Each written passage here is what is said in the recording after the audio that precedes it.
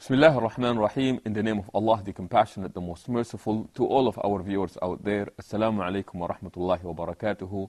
And welcome back again to the Rationale, the intersection of faith and reason, where our guest is our beloved Sheikh, Dr. Ja'far Sheikh Idris. Dr. Ja'far, as always, it's a pleasure to be with you, sir. And thank you for joining us one more time here again. Last time, we talked about the concept of predestiny or predetermination or foreknowledge of God.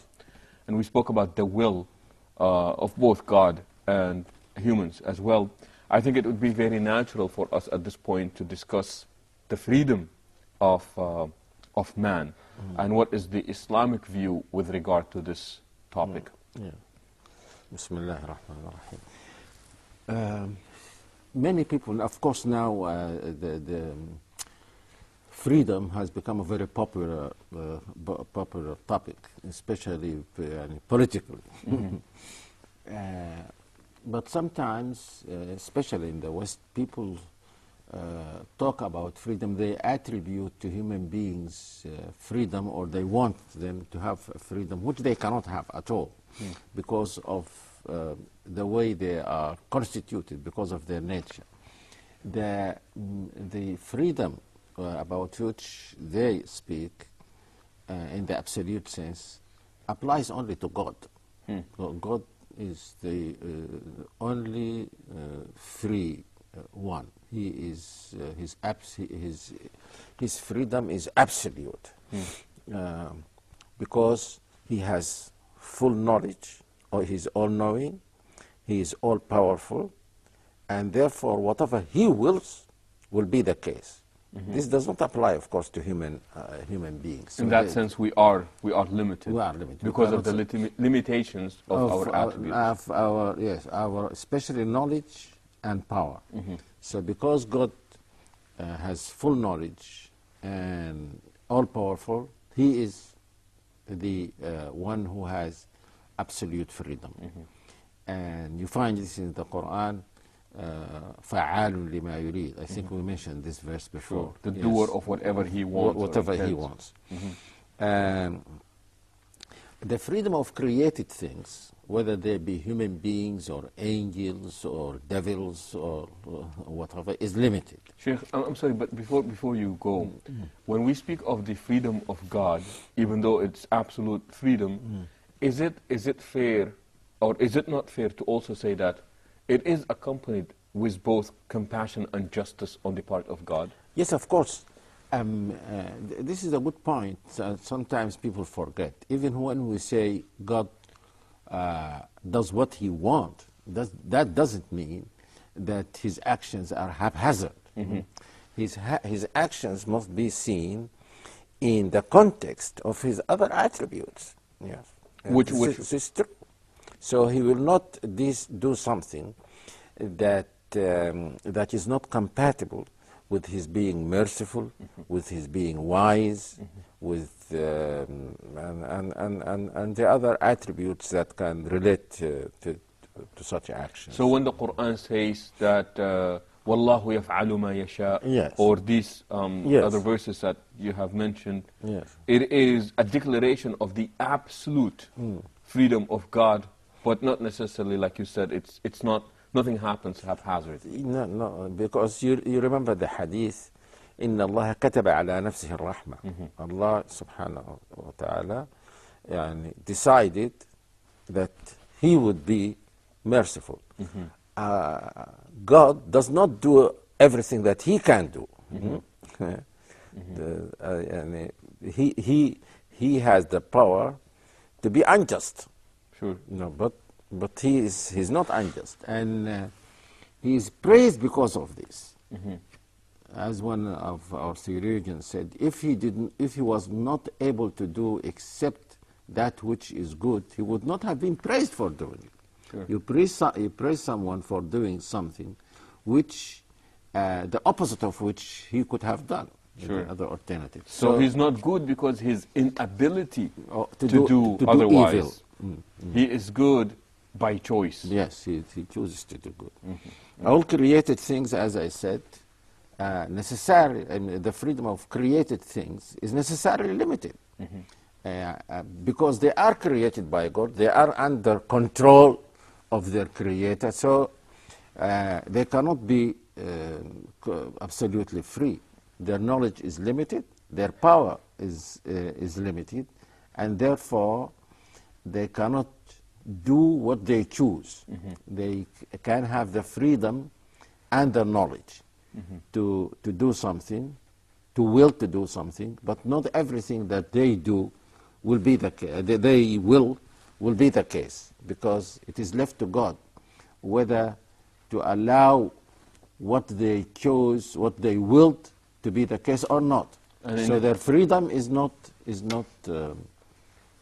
absolute. And I think in that case, that's when a verse like إنما أمره إذا أراد شيئا أن يقول له كن فيكون. That whenever he decides about any matter, it is for him to say be, and immediately it is. But obviously that's not the case with us humans. This is true. So even a person who doesn't believe in the Creator and doesn't believe in the reasons that you have just given, still should believe that the freedom of human beings is limited, because he can see that your freedom is only within the laws of nature, and within also what other people think of what you want to do or what you want to say. So even when I raise my hand, now I raise it according to the laws of physics and biology and so on. I cannot do what I choose to do. I cannot now decide to fly. I'm a human being, and I am made in such a way that even if I had the strongest will to fly, I will not be able to fly.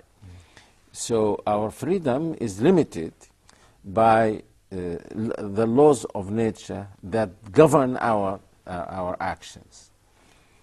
It is also limited, as I have just said, by what other people by the freedom of the actions of other people. I cannot do everything that I want to do, because there are other people who would object to what I do, or who would prevent me from doing what I will to do, because it is not in their interest or because it is harmful to them. So my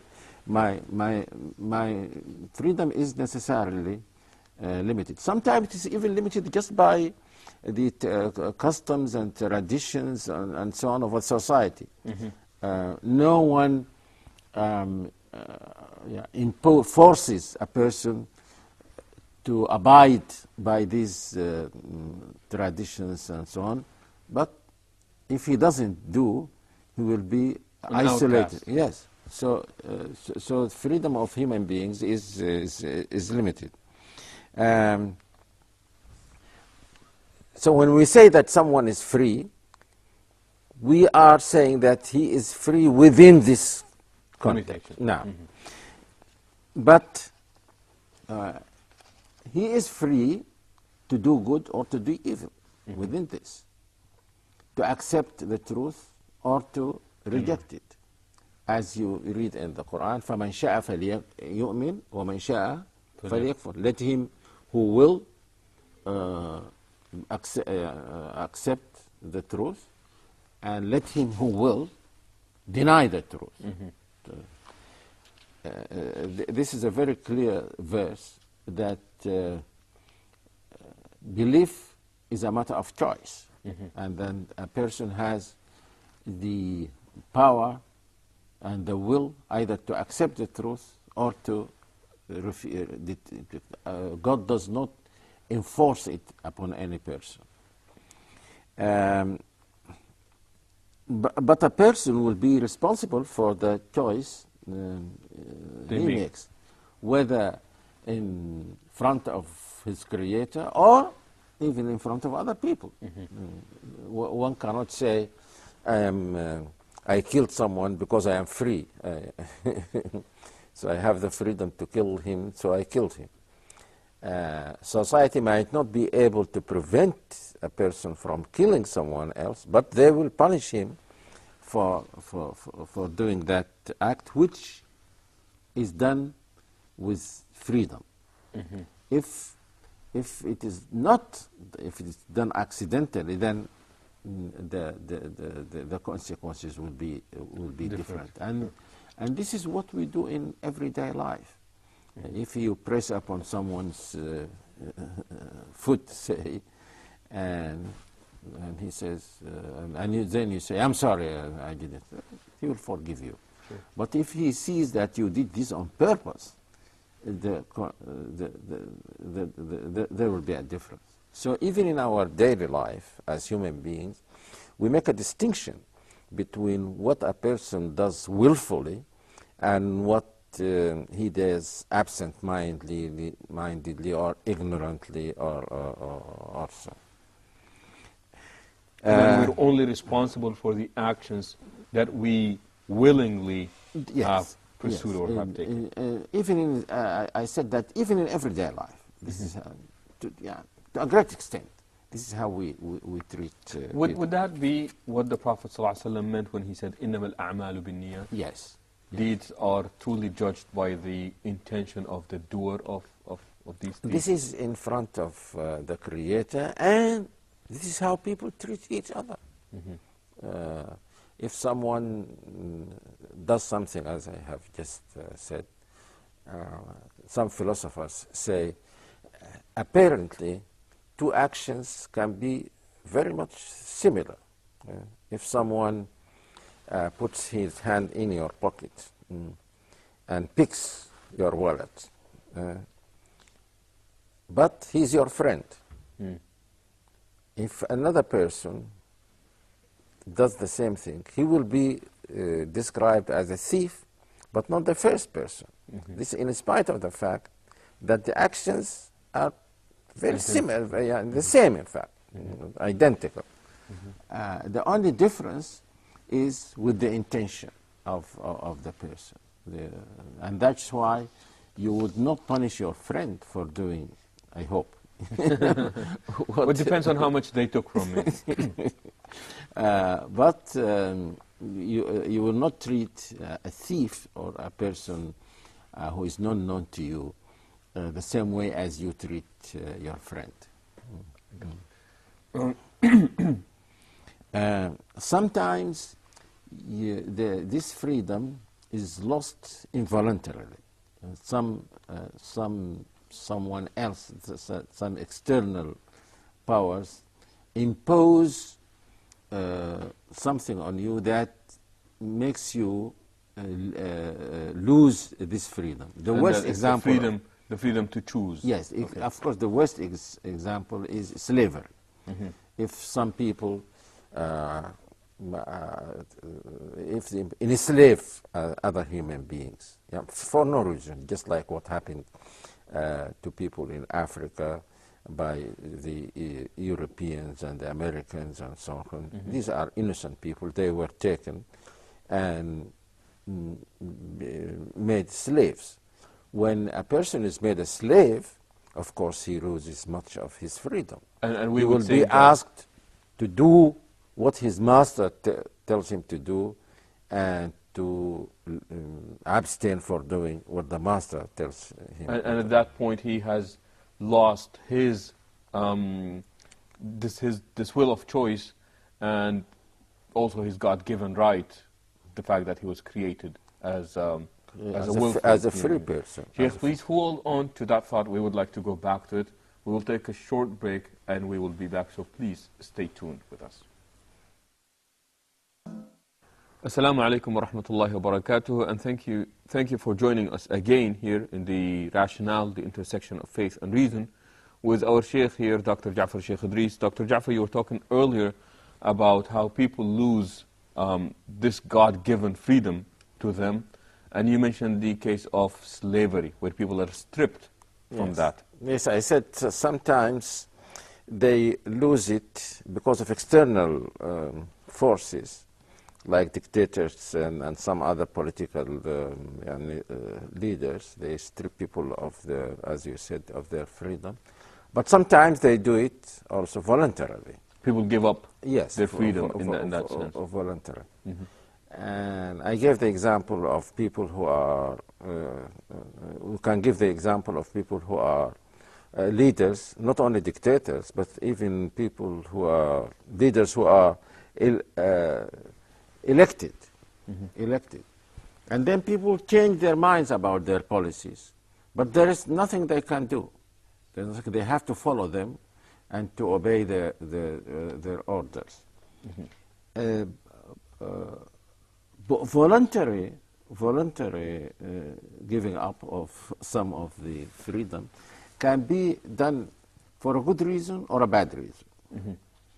A bad reason is when a person decides to follow a leader or a sheikh or so blindly.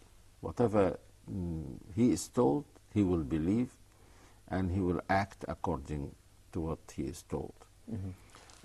This person is no longer free, because he doesn't give himself even the chance to think about what he is told, whether it is good or whether it is bad. So that's why it is called blind following. And is this where, I guess, the Prophet ﷺ forbade when he said, لا يكن أحدكم إمعا? And in the Quran, you find so many verses about the people who deviated just because they followed their leaders. And God did not accept that as an excuse, because he gave you the freedom to think and to decide for yourself. You decided to give up that right and follow somebody else, this person. Thinking. And that is blameworthy. Of course. And there is no excuse for it. You can't say, I did it because my leader told me, or my sheikh told me, or a certain alim told me, and so on. If you decided to follow that person, absolutely. But if you did not decide this, and sometimes you follow this advice, sometimes you follow that advice, and you think, and you make mistakes, then there is no problem in that. I'm getting the sense that this is not only a responsibility, but it's also a right that must be practiced. Meaning that this freedom that God has given us, it must be practiced. It's not only a right that we ought to claim, but it has to be put into action especially as well. when it comes to fundamental matters of truth and falsehood about important things, like whether a prophet is a true prophet or not, whether there is the creator or not, whether this matter is against correct understanding of religion or so. When it comes to fundamental matters, even when it comes to matters that are fundamental to you as a person, if someone, because he is the leader, tells you to kill yourself or to kill your children or to kill an innocent person, then if you do that, you will not be excused, because God gave you this power to decide for yourself.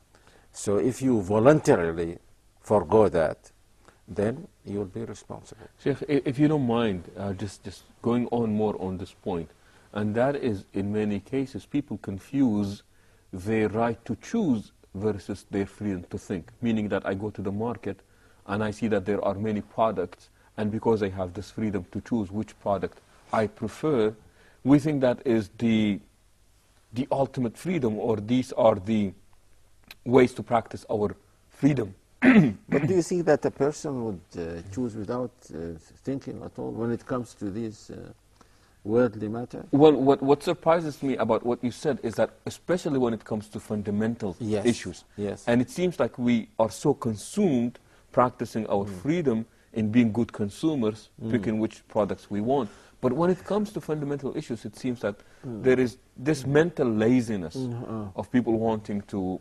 Yes, and this is, according to the Quran, this is one of the main causes of deviation, this following blindly of leaders, especially if this is made in the name of religion. There's a verse in the Quran which says, إنكم كنتم تأتوننا عن اليمين.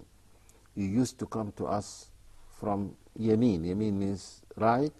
But in the interpretation of the verse, they say from the side in which we trust you, and that is the religious side.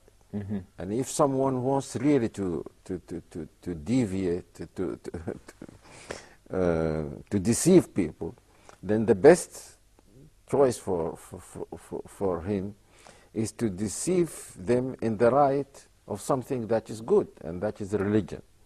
So he distorts the religion and makes them think that this is what God is telling you, and so they follow him. But they will not be excused. They will not be excused. And people think that because somebody is invoking the name of God in their slogans, that makes it godly, or somehow it stamps it with nobility and what have you. And sometimes this voluntary giving up of the right to think and to choose can be done for political purposes. And the example that is given is political parties. If a person becomes a member of a political party, even in democratic countries, then sometimes they do things which they believe are not right. But they think that if they don't follow, they will be expelled from the party, or they will, and the party will suffer or so. So they are not really free. They are not really free. One philosopher writing about democracy, he said, and he gave the example of one British leader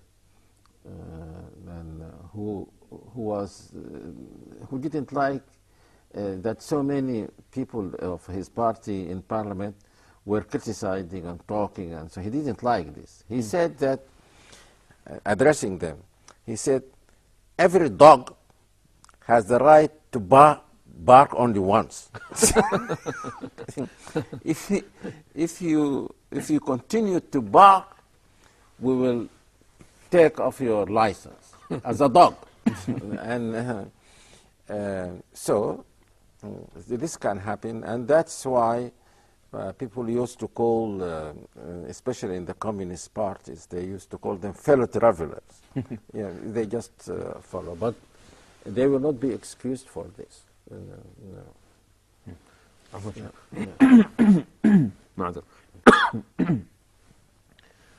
You seem to speak a lot about, you allude to it in the sense that social pressure, that sometimes people give in to that type of societal pressure, and in the Quran, like you said, that the fact that inna wajadna aba'ana ala ummah, that we found our forefathers doing this, therefore part. Yes, but these are not doing it because there is pressure.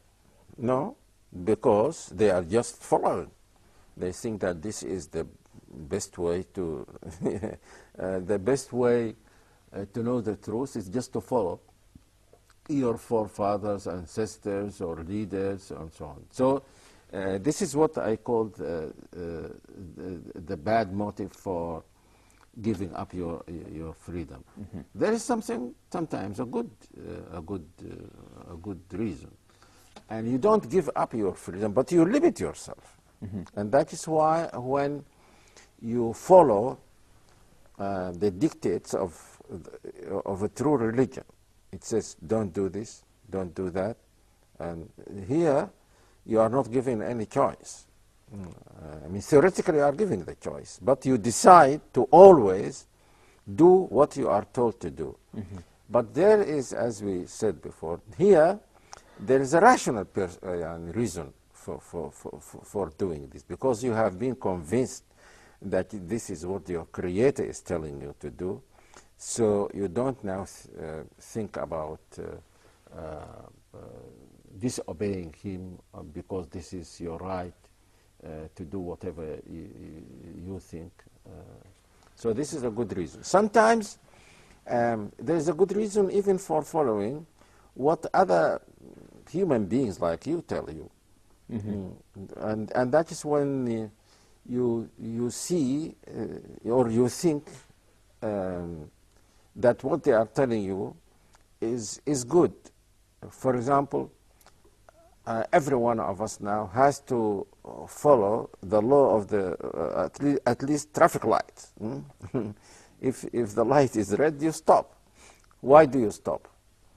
Because you were told to stop. But you convinced yourself that this is, if I don't stop and if everyone else doesn't stop, then there will be accidents and so on and so on. So freedom to act does not mean that you always act according to your own thinking, or perhaps this can be also called your thinking. But it does not mean that you don't abide by any law. There is no contradiction between your actions being willful and your binding yourself with the laws, whether they be religious laws or laws of your country. You willingly chose to restrain yourself and limit, but that in itself was really a result of your thinking, of a choice. No. And I think I heard a beautiful quote once that says, there are two types of freedom, a false freedom and a true freedom, where people think that freedom is doing what you want versus the real freedom is doing what you ought to do. Sheikh Ja'far, as always, it's been a pleasure having you on this program, and we look forward to more of this with you, inshallah, in the coming episodes. And thank you for joining us here today. And until the next time that we would hope you join us as well, we say so long and assalamu alaikum wa rahmatullahi wa barakatuhu.